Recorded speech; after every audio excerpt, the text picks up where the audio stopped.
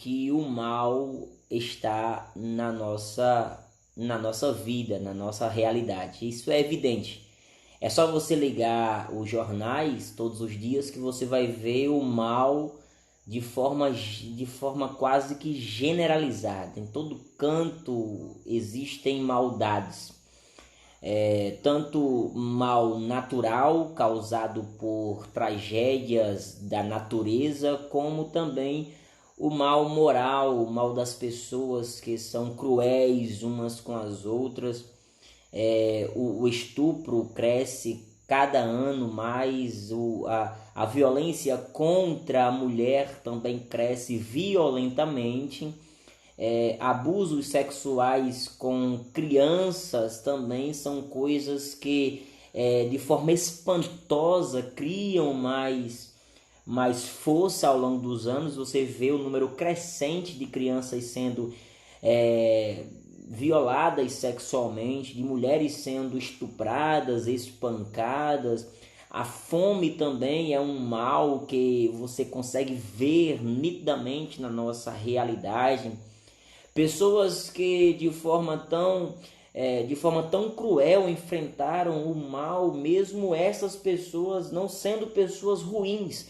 E isso é que é o grande problema, porque se o mal acontecesse com pessoas ruins apenas, você ficaria tranquilo com a questão. Mas o problema crucial aqui, o que pega, é que você vê que o mal acontece também com pessoas boas. Pessoas que são de bom caráter, são bons pais, bons filhos, boas esposas. E você vê que nessas pessoas boas acontece um mal. O que não dizer de Jó? Vamos para a Bíblia, né? A Bíblia diz que Jó era o homem mais justo da terra. Não tinha ninguém tão justo como ele. E de uma cacetada só, o cara perde todos os filhos, o cara perde toda a riqueza e depois perde a saúde. Uma lepra da ponta do pé ao alto da cabeça, que ele se coçava com telhas. Da noite para o dia, o cara foi batizado num pote de maldade completa e ele perdeu completamente tudo. Ficou só a sua esposa que mandava ele amaldiçoar o seu Deus e morrer. E o cara que era o mais justo da face da terra, palavras do próprio Deus testificando acerca de Jó.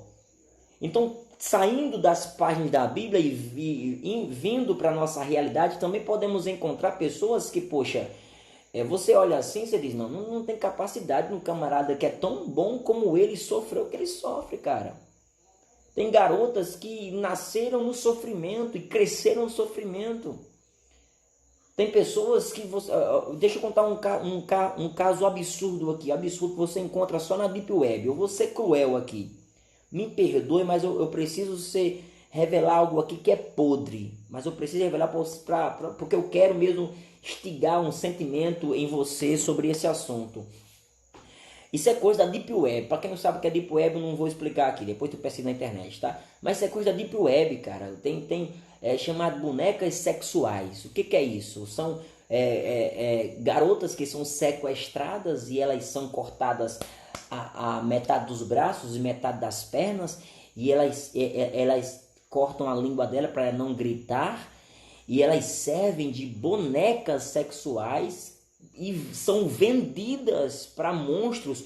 Monstros vendem para monstros essas bonecas sexuais e tem até um protocolo, um manual de uso de como você deve usar. E tem lá no rodapé que se você alimentar ela direito e dar água direito, ela vai conseguir durar pelo menos de 15 a 30 dias.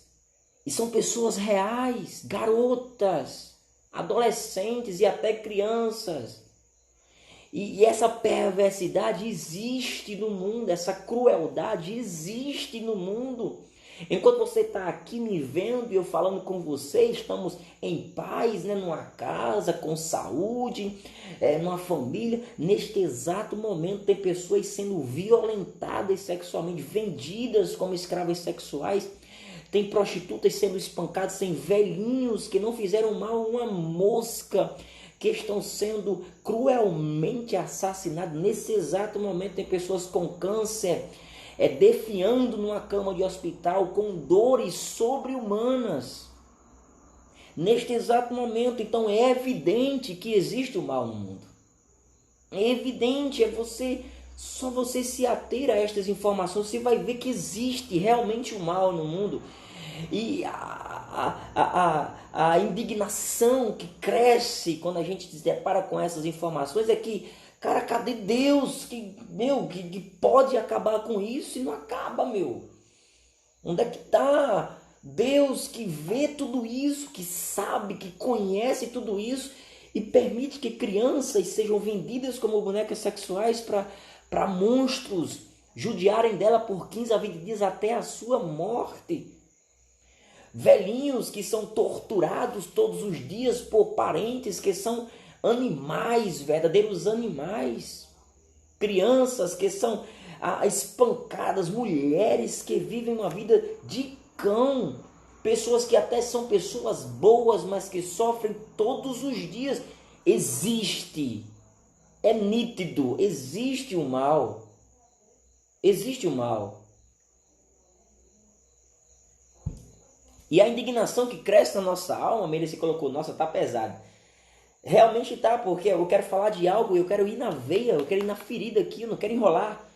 Então, eu tô falando desse tipo de mal que existe na Terra. O mal que me causou repulsa anos atrás, quando eu comecei a estudar sobre isso. Que me causou repulsa quando eu comecei a estudar. Caramba, eu disse, meu Deus do céu, isso aqui tá existindo mesmo?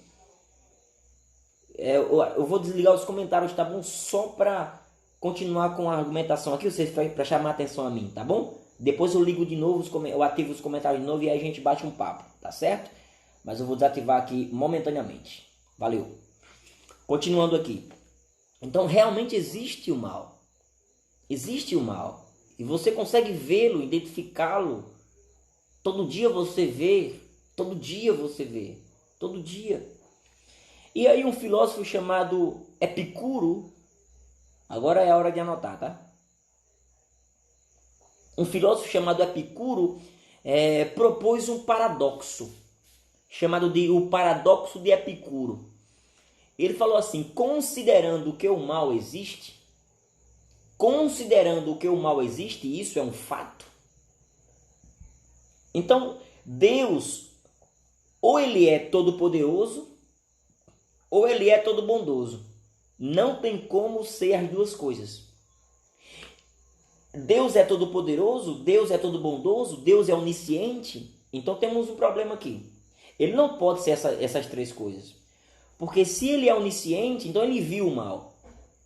Se ele viu o mal, se ele viu que o mal ia ser causado na terra, então ou ele é todo poderoso, ou ele é todo bondoso.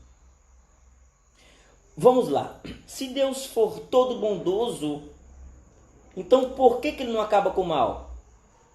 Porque obviamente ele não é todo poderoso. Estão me compreendendo? Epicuro disse, se Deus é onisciente, ele sabe tudo, ele sabe que o mal existe, ele vê o mal aqui. Ou ele é todo poderoso, ou ele é todo bondoso. Não tem como ser as duas coisas ao mesmo tempo. Por quê? Porque se ele for todo bondoso, ele vai tentar acabar com o mal e não consegue. Por quê? Porque obviamente ele não é todo poderoso. Mas se ele for todo poderoso, então ele não é todo bondoso. Porque ele tem poder para acabar o mal e não acaba. Deus é um déspota. Se Deus tem todo poder, logo ele não é todo poderoso. Se Deus tem todo poder, melhor dizendo, logo ele não é todo bondoso. Se Deus é bom, não tem todo poder. Não tem como Deus ter todo poder e ser bom. Por quê? Porque o mal existe. Estão compreendendo o raciocínio? Estão acompanhando o raciocínio? Então Epicuro disse assim, pronto, tem um paradoxo aqui. Ou então a conclusão geral é que Deus não existe. Deus não existe. Mas vamos aqui analisar com calma, né? Primeiro, não tem como existir um Deus que não seja todo poderoso e todo bondoso. Porque se não é todo bondoso, não é Deus. É outra coisa. Se não é todo poderoso, também não é Deus. É outra coisa. Só existe uma capacidade de ser Deus. Só existe uma capacidade de existir um Deus. Se esse Deus é Deus, então ele é onisciente, conhece tudo, ele é todo poderoso, pode todas as coisas, ele é todo bondoso. Ele é a bondade em essência. Mas aqui é onde Epicuro pega, porque Epicuro vai dizer assim, não tem lógica, porque considerando que o mal existe, ou Deus tem todo o poder, ou ele é a bondade. Não tem como ele ser duas coisas. E aqui a gente vai entrar na nossa argumentação. Como então vamos conciliar Deus e a presença do mal? Como nós vamos conciliar isso? Vamos utilizar agora do pensamento de Agostinho, tá? Agostinho de Hipona, bispo de Hipona, pensamento agostiniano. E Agostinho vai ser, cara, Agostinho é um pensador à frente do tempo. O cara é genial, genial. Ele vai começar a sua refutação, né? A sua argumentação acerca da conciliação entre Deus e o mal, da seguinte forma. Primeiro falando sobre Deus. Deus, ele é incriado. Incriado significa dizer que Deus não é criado. Ou seja, Deus nunca foi criado. Deus é e sempre foi. A Bíblia diz, antes que houvesse dia, eu sou. Não é eu era, é eu sou. Porque Deus não tem um Cronos. Deus não é guiado pelo Cronos, pelo nosso tempo. Deus, ele é acima do Cronos. Ele não é guiado pela eternidade. Deus é o Pai da eternidade. Então, o tempo humano é o ontem, o hoje e o amanhã, é que guia a raça humana. Deus é acima disso. Deus criou isso. Então, para Deus não existe ontem, hoje e amanhã. Para Deus sempre existe o agora, o já. Para Deus, o passado, o presente e o futuro é a mesma coisa. Por isso a Bíblia diz, antes que houvesse dia, eu sou. Não é eu era, é eu sou no presente, porque Deus sempre é presente. O passado, o presente e o futuro para ele é a mesma coisa. A Bíblia diz, 1000 dias, 1000 dias para Deus é como um dia. E um dia como 1000. Então, tanto faz. Não existe ontem, hoje e amanhã para Deus. Então, ele é acima da eternidade. Ele é o Pai da eternidade. Ele é a essência, ele é o ser. Ele é. Ele é. Portanto, nunca foi criado. Ele sempre foi. Ele sempre é, na verdade. Deus, ele é incriado. E também ele é, anota, perfeito, incorruptível, imutável e imóvel. Vamos lá. Segundo a lógica agostiniana, Deus é perfeito, incorruptível, imutável e imóvel. Perfeito por quê? Perfeito por duas coisas. Primeiro, porque ele não pode melhorar, porque senão ele não seria perfeito. E ele não pode piorar, porque senão não seria perfeito. Então Deus é perfeito, Deus é o alto grau da perfeição. Ele não pode melhorar, porque ele já está no ápice da perfeição. E ele não pode piorar, porque senão também não seria perfeito. Ele é perfeito. Não existe como ficar melhor, nem tem condições de ficar pior. Deus é perfeito. Também é incorruptível. Incorruptível, ou seja, ele não pode se corromper. Não tem a menor chance de Deus ter corrupção. Deus, ele é incapaz de se corromper. Deus não se corrompe. E ele é imutável. Imutável porque não pode mudar. A Bíblia diz que em Deus não encontramos sombra de variação. Hebreus fala que ontem e hoje e eternamente Jesus sempre será o mesmo. Então Deus, ele é imutável. Ele não pode mudar. O que ele era antes é hoje, continuará sendo. E Deus também é imóvel. Aqui é que é interessante. Agostinho é craque. Por que Deus é imóvel? Porque ele não pode se mover? Não, Deus pode se mover. Só que ele não precisa se mover, porque não tem nenhum lugar em que Deus já não esteja. Não é incrível isso? Deus é imóvel porque não tem nenhum lugar em que ele já não esteja. E a Bíblia comprova essa verdade agostiniana. Porque a Bíblia vai dizer, e na verdade Agostinho tem esses argumentos à luz das Sagradas Escrituras, né? Então é da Bíblia que ele tira essas coisas. Então, em Salmos vai dizer assim, se eu subo ao céu, o Senhor lá está. Mas se eu desço ao abismo, também eu te encontro. Não tem como fugir da sua presença. Então Deus é imóvel porque Deus já está em todos os lugares. Então Deus é esse ser perfeito em essência, divino, incorruptível, imutável, perfeito, incriado, essencialmente santo, 3 vezes santo, que não há sombra de variação, que não há corrupção, que não há erro, que não há defeito, que não há impureza. Esse é Deus. E nada além disso poderia ser comparado como Deus. Não, para ser Deus tem que ser assim. Esse é Deus. Só, e aqui fica interessante, fica comigo, por favor. Fica comigo. Só que Deus criou. Deus criou. E a criação de Deus não é Deus. Para ser Deus tem que ser incorruptível, imutável, perfeito, imóvel. Deus criou. A criação de Deus não é Deus. A criação de Deus é estratificada. Estratificada. Que palavra monstruosa é essa, Mizadai? Com princípios hierárquicos.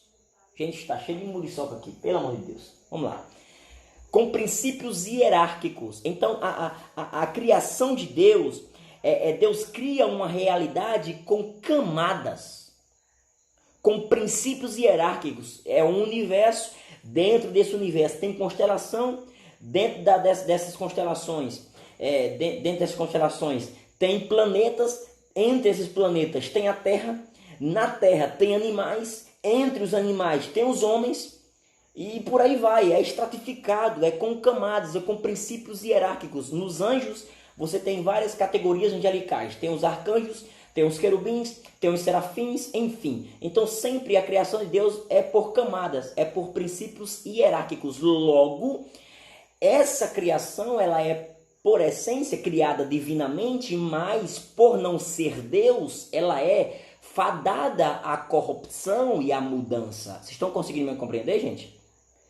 A criação de Deus não é Deus, logo por não ser Deus, ela é sujeita à corrupção e sujeita também mudança. Mas, Amizadai, como é que Deus não criou algo perfeito? Cara, seria a mesma coisa Deus se criar, Deus se projetar, não tem como. Deus criou e a criação dele não é ele, é criação dele. Por ser criação dele, por não ser Deus, ela é imutável, ela é corruptível, ela é com classes hierárquicas. Está conseguindo compreender?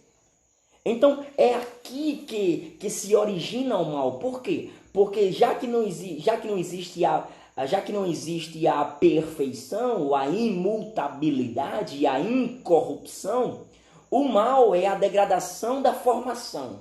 Anota. O mal é a degradação da formação. Então o mal não existe por essência.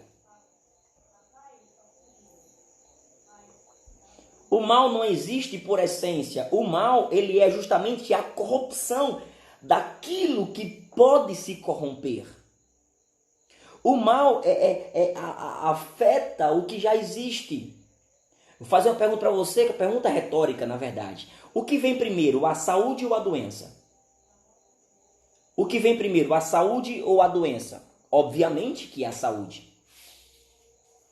E o que é a doença? A doença é a degradação da saúde. É a corrupção do estado saudável. Não pode de doença surgir saúde. Não, mas da saúde pode se degradar e acontecer, se originar uma doença. Estão conseguindo compreender, gente? Então, a saúde vem em primeiro lugar e a doença vem como uma degradação desta. A doença não existe por essência. A doença precisa de uma saúde para se degradar. E a degradação da saúde é considerado a doença. O mal é isso. O mal é a deformação do que está formado. O mal é a corrupção daquilo que pode se corromper. Estão conseguindo compreender? Então tudo que existe de forma... Agostinho vai dizer, tudo que existe de forma ordenada. A existência por essência é boa. Lembra de Gênesis? Quando Deus acaba a sua criação, a Bíblia fala assim, e viu Deus tudo que fez e eis que era muito bom. Então a existência é essencialmente bom. Tudo que Deus faz de forma ordenada e por essência, aquilo que Deus criou é bom. Deus não cria algo mal. Deus cria algo bom. Só que este bom, por ser fadado à corrupção, o mal chega. O mal degrada a formação. O mal corrompe o que pode se corromper. Então ele vai dizer assim: no entanto, o mal é a destruição de uma estrutura anteriormente formada. Logo, o mal não existe em si mesmo, é a desconstrução de uma construção.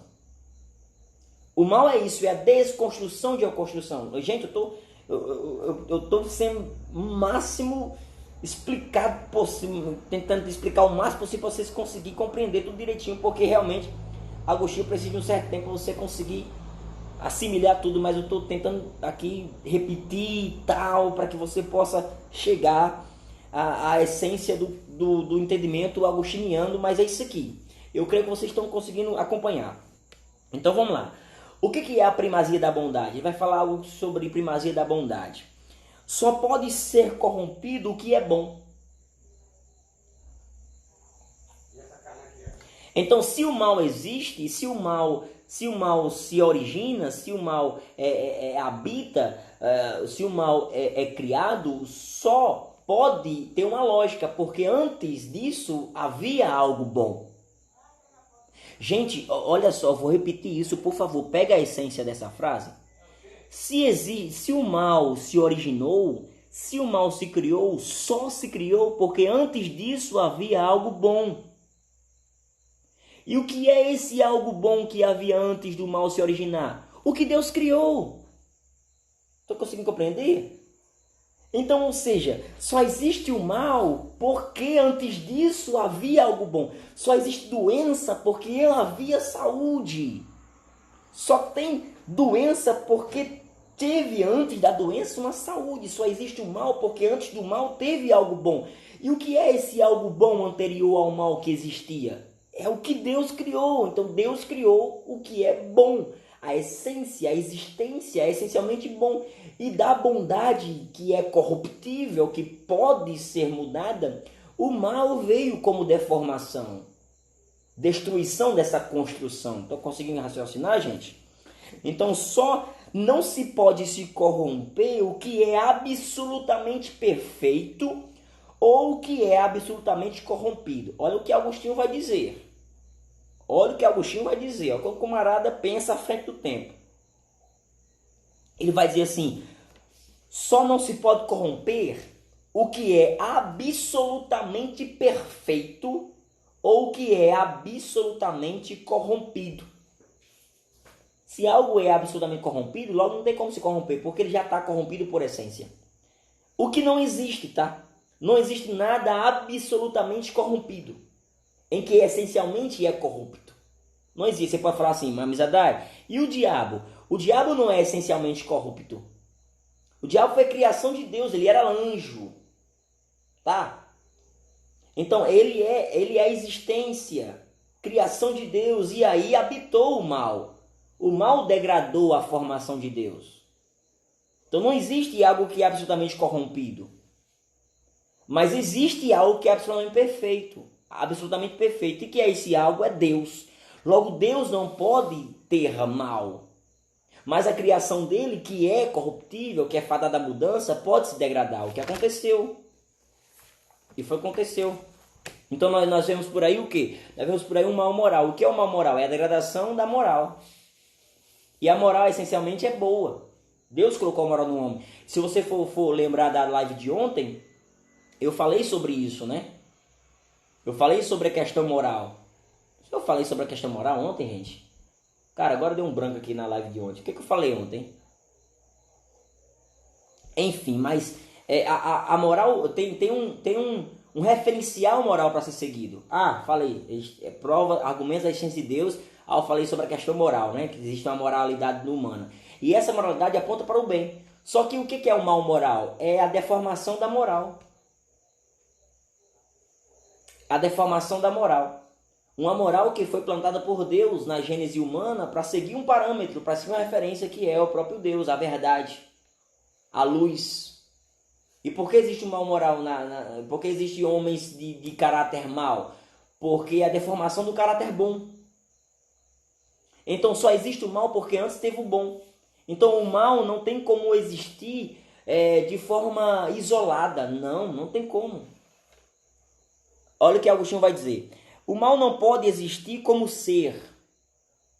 O mal não pode existir como ser, pois a existência é boa, como eu já tinha falado anteriormente. Não tem como o mal nascer como uma criança, distinta de seus pais.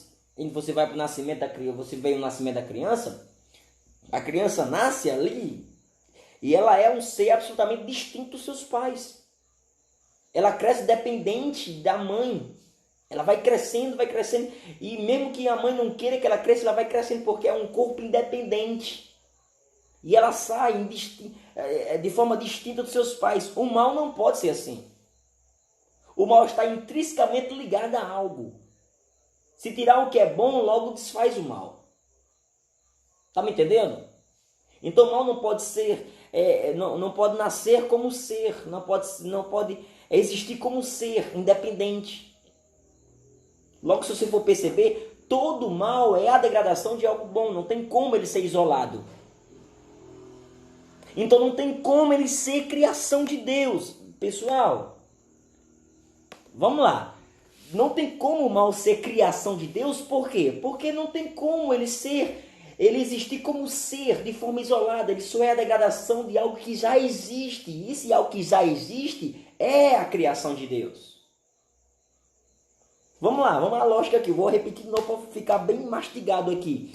Não tem como o mal ser criação de Deus, porque ele não é um ser isolado. Ele não pode existir como ser independente. Não. O mal está intrinsecamente ligado a algo. É a degradação do bom. É a degradação, é a desconstrução da construção. É a deformação da formação. E esta formação é boa. E a formação que é boa é criação de Deus. Deus cria algo que é bom e o mal vai e degrada este algo. Então o mal vem depois do que Deus criou. Logo, Deus não criou o mal. Tá claro isso, gente?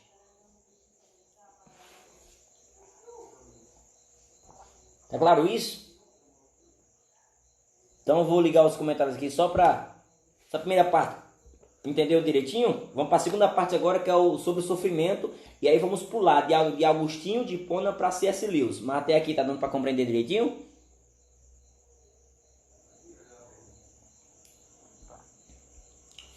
Tá dando para compreender direitinho até aqui? Aí alguém pode perguntar, mas Amizadai, está na Bíblia que Deus criou o mal lá em Isaías. Eu faço a paz e crio o mal. Mas esse mal que Isaías consta, que Isaías diz, não é o mal moral que nós estamos falando aqui, tá? É o mal como punição. Olha só, ele está logo depois de paz. Eu faço a paz e crio o mal. Eu sou o Deus e faço tudo isso. Então o que Deus está falando é que ele tem a paz, mas quem perverte essa paz tem punição para ele. Então essa punição vem de Deus, porque Deus é pai e Deus pune filhos. Todo pai castiga o filho que faz alguma coisa rebelde. Tá me entendendo? Então esse mal que Isaías fala não é o mal moral que nós estamos tratando aqui na live de hoje. É o mal como punição. Está logo depois de paz. Beleza?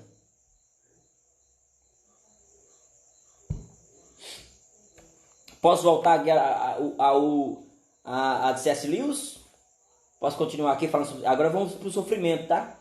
Falamos sobre o mal moral, agora vamos à questão do sofrimento. E aí, para falar sobre isso, eu vou chamar aqui C.S. Lewis. Vai argumentar aqui algumas coisas no seu livro O Problema do Sofrimento e também no seu livro Anatomia de uma Dor. E ele vai dizer algo que é surpreendentemente incrível. Tá bom?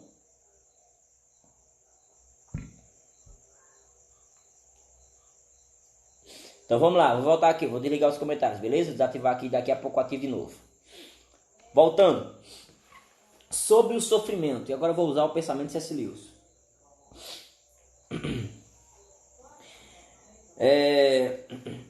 C.S. Lewis vai escrever 2 livros, como eu falei anteriormente.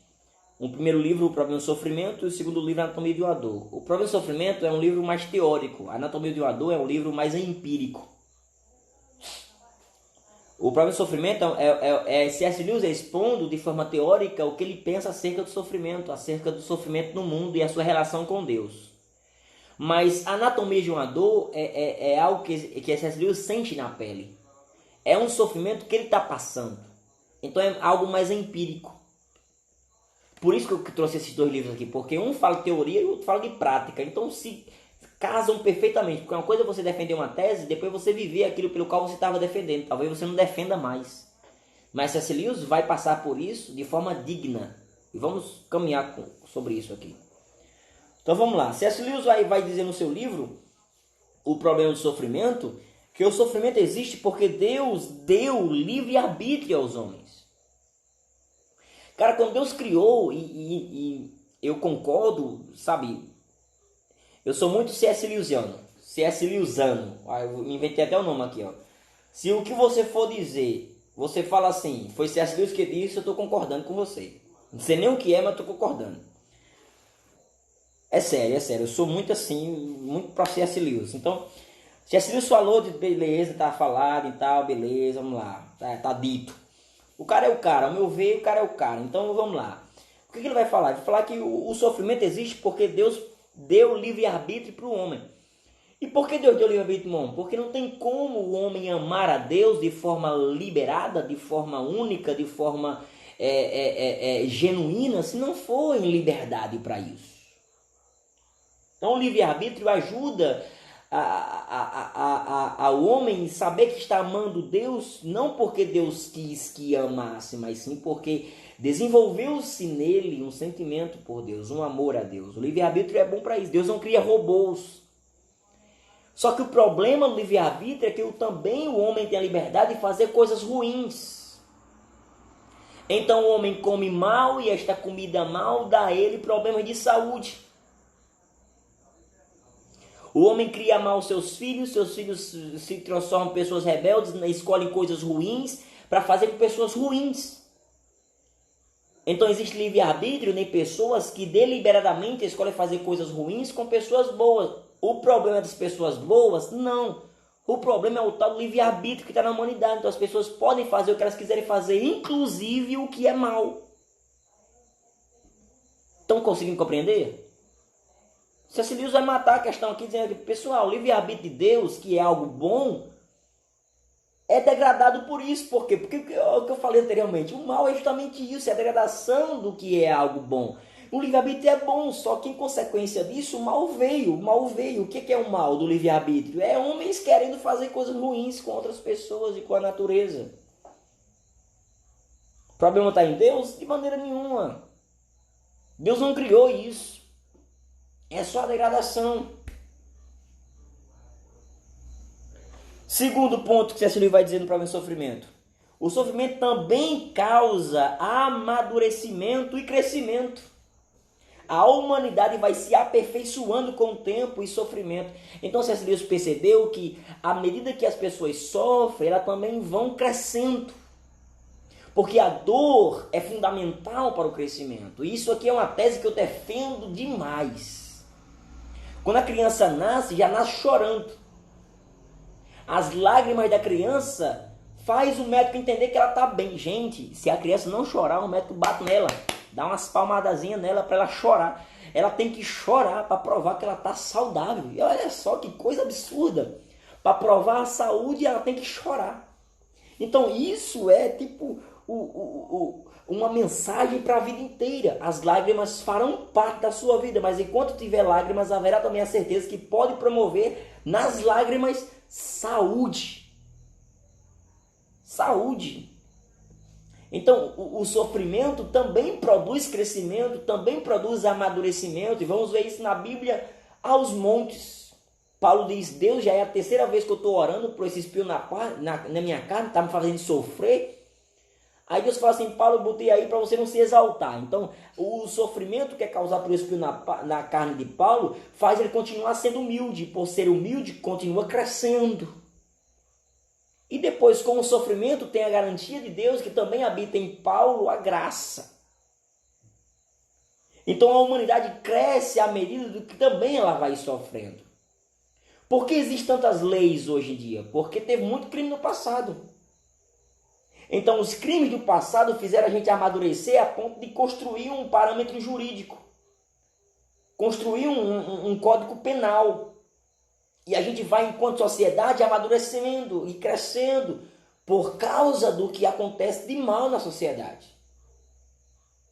Então C.S. Lewis percebeu que o sofrimento também produz amadurecimento e crescimento. Então há ainda isso. E ele vai dar uma frase, que essa é a frase mais conhecida de C.S. Lewis. Se você não conhece C.S. Lewis, é possível que conheça essa frase. E qual é a frase? A frase é a seguinte: Deus sussurra em nossos prazeres, fala em nossa consciência, mas grita em nosso sofrimento. O sofrimento é o megafone de Deus para acordar um mundo surdo. Então, quando o mundo está surdo demais para Deus, o sofrimento vem como um megafone para dizer: ei, acorda, meu filho, você precisa de Deus. Então, C.S. Lewis percebeu que o sofrimento também faz o homem acordar para Deus. Gente, quando o World Trade Center caiu, as Torres Gêmeas caiu, no mesmo mês as igrejas superlotaram. O povo era tudo procurando Jesus, procurando Deus, se voltando de novo para Jesus. Por quê? Porque as torres caíram. Então reataram de novo a intimidade, o relacionamento com o Espírito Santo, depois de algo cruel. Então há também no sofrimento um amadurecimento, um crescimento na humanidade, tanto na pessoa individual como no coletivo. Então é o que C.S. Lewis vai dizer. Tá? É o que C.S. Lewis vai dizer. Só que acontece uma coisa com C.S. Lewis, e presta atenção agora, tá? Porque ele escreve esse livro perfeito, tese e tal, fecho, argumento, cara, show de bola. Só que aí ele se casa e tragicamente a mulher que ele amava demais morreu. Morreu de forma precoce, de forma cruel. E a morte da esposa de C.S. Lewis causou nele um buraco na sua alma.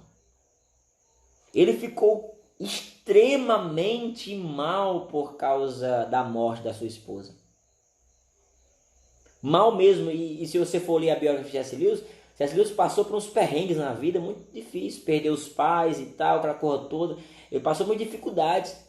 E agora perde a esposa, cara. Foi uma martelada de Deus no coração de C.S. Lewis. Machucou ele, quebrou ele completamente. Quebrou completamente. E aí no ápice dessa dor ele faz algumas anotações que posteriormente se transformaria no livro Anatomia de uma Dor. Por isso, gente, compra esse livro. Compra o livro Anatomia de uma Dor, porque é fantástico. É o C.S. Lewis escrevendo enquanto dói. Escrevendo de uma ferida enquanto a ferida está aberta. Está compreendendo? Então, no ápice dessa sua angústia, dessa sua dor pela perca da sua esposa, ele escreve algumas anotações e depois transforma no livro Anatomia de uma Dor. E C.S. Lewis ele vai viver, sentir na pele o que escreveu o Problema do Sofrimento. Quando ele escreveu o Problema do Sofrimento, era só teoria, agora está vivendo na pele. Tá sofrendo aquilo pelo qual teoricamente ele conhecia. Mas uma coisa é você conhecer de forma teórica, outra coisa é você viver, cara. Uma coisa é você falar, outra coisa é você sentir. Uma coisa é você explicar teoricamente, outra coisa é você experimentar a dor, a angústia, a aflição. E na perca da sua esposa, ele vivenciou isso, aquilo pelo qual ele conhecia só na teoria. E que tão ousadamente ele defendia. Agora ele está vendo o outro lado da moeda, a prática, a vivência das suas angústias. E ele escreve. E no começo do livro ele vai falar, ele vai questionar Deus. Ele fala assim: Deus, tu é algum criador de animal que se alegra com os maltratos dos ratos que estão sob a sua supervisão? Você fica feliz com os humanos sofrendo e chorando suas misérias? Alegra o seu coração saber a deformação, a gradação, a lamentação, a aflição que nós estamos passando aqui? Será que o Senhor se diverte com a nossa dor? Como um treinador de ratos se alegra em ver os ratos no labirinto, sem saber para onde ir, perdidos completamente em seu mundo orquestrado por esse treinador. Isso diverte o Senhor? Então C.S. Lewis vai ser profundo em suas reflexões, como ele sempre é. Só que depois, lá para os finalmente do livro, ele vai chegar a uma conclusão. Que conclusão é essa?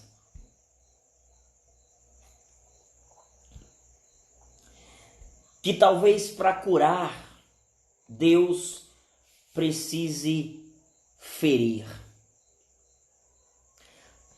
Talvez para haver uma cura, antes precise haver uma dor. O médico, quando vai fazer uma cirurgia em alguém, primeiro ele vai ter que cortar.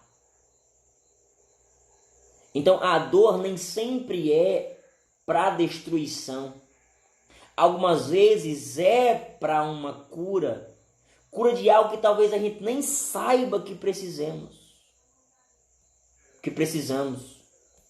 Talvez estamos doentes de coisas que não entendemos ou não conhecemos, mas Deus que conhece tudo, para curar algumas enfermidades, algumas vezes precisa uma cirurgia e aí vai precisar cortar, vai precisar passar por dores. E quem já fez cirurgia sabe que o tratamento depois é na base da dor. Analgésicos, remédios, você vai até ficar bom completamente do mal. Você vai ter que passar por alguns dias de sofrimento para garantir a sua cura efetivamente.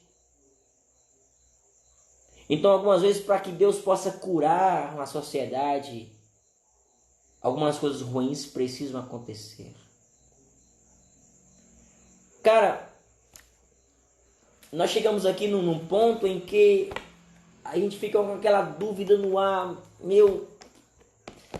por que é preciso isso? Mas a nossa limitação humana não conhece a dimensão da coisa.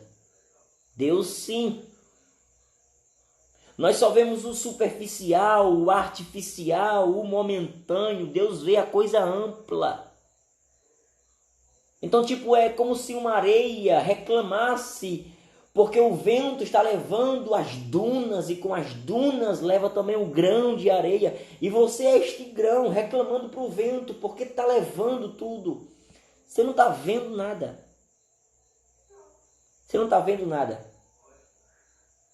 Então C.S. Lewis chega à conclusão, cara, talvez perdendo a minha esposa era o que Deus precisava para me ganhar definitivamente. Porque talvez eu coloquei minha esposa no patamar do próprio Deus. Talvez eu utilizava Deus para chegar à minha esposa. E Deus nunca é meio para um fim. Deus não pode ser um meio para um fim. Deus é o fim. E algumas pessoas utilizam Deus como meio. Deus, eu estou com o Senhor porque eu quero isso. Estou com o Senhor porque eu quero aquilo.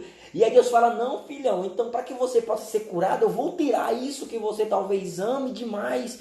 Vai causar dor, mas eu faço você perder isso para mim poder ganhar você. E o que eu tenho para você é infinitamente melhor do que aquilo pelo qual você perdeu. Aquilo que você perdeu é transitório, é passageiro, mas o que eu tenho para você é eterno, é abundante. Aquilo que você perdeu vai te garantir alegria por 1 ou 2 anos por aí, por uma vida apenas, mas o que eu tenho para você, que precisou tirar isso para dar para você, vai te garantir a alegria pela eternidade. Então o que eu tenho é infinitamente maior, mas para que eu possa dar isso para você, você vai ter que parar de me usar como meio e me encontrar como um fim.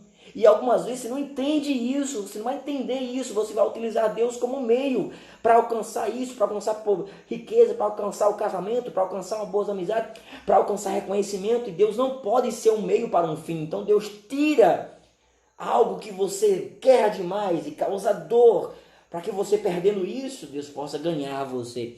E uma vez ganhando você, o que Ele tem é infinitamente maior.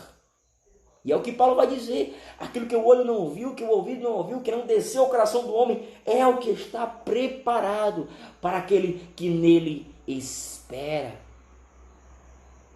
Então não tem como você entender os planos mais. Sabemos que o nosso arquiteto, o nosso design inteligente, o nosso provedor, o nosso engenheiro da humanidade, ele conhece tudo, ele pode tudo, sabe de tudo, ele é bom.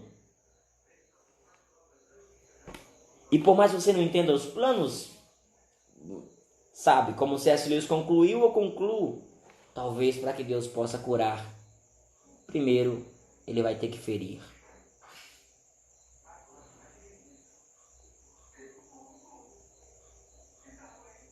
E aí, gente? Conseguiram compreender direitinho? O que acharam?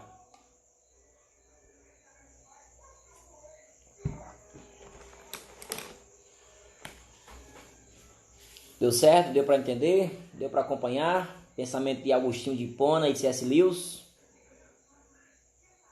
Augusto, Amizade divulga o meu canal. Gente, vá no canal do Augusto e se inscreva lá, tá bom?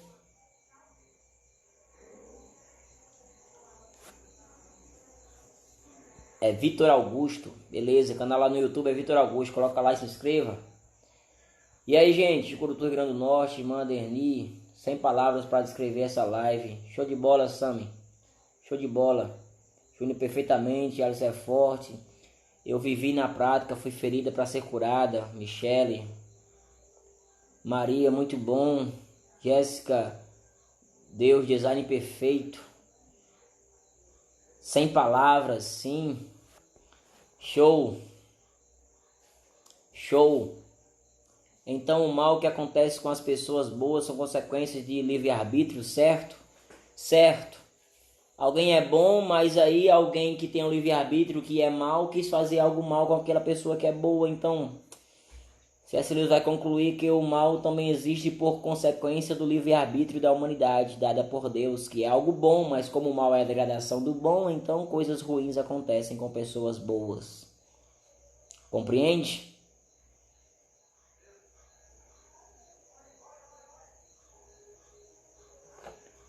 Mendonça, perderam uma excelente explicação. Cara, eu vou deixar de salvo no meu canal, tá? Lorena, eu fui ferida, aguardando a cura. Vai vir, Lorena, em nome de Jesus vai vir. Vai vir. Deus é um arquiteto perfeito. E tudo que ele faz é perfeito. Laiane, ô Glória, muito bom.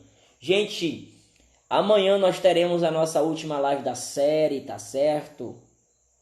Amanhã vamos ter a última live da série. Aí porque o cristianismo é a verdade e as outras religiões não.